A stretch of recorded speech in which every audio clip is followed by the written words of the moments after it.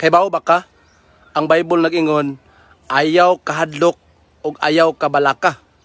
So kini siya nga mga pulong family, this is imperative command, meaning sugo ni, mando ni sa Ginoo nga gimanduan kaniya adlaw-adlaw ayaw kahadlok ug ayaw kabalaka. Ang pulong ayaw kahadlok kung imo nang basahon ka 365 na gibalik-balik sa Bible. Kung basahon nimo from Genesis to Revelation, ang word nga ayaw kahadlok gibalik-balik na 365 times. Subot pasabot ani nag-remind ang Dios adlaw-adlaw regardless of your situations and circumstances, ayaw kahadlok ug ayaw kabalaka. Kaya nga naman ingon siya, gilukat ko na ikaw.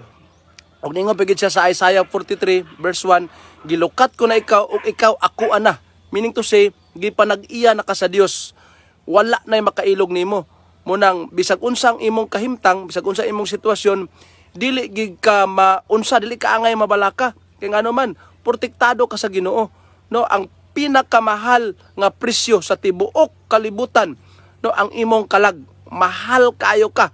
Munang ayaw gyud pag hunahuna nga walay nagmahal nimo, kay mahal kay imong presyo. Kay ngano man, dugo sa atong Ginoo ang naglukat nimo. Munang iyahan ka sa Dios, ayaw kabalaka, ayaw kahadlok.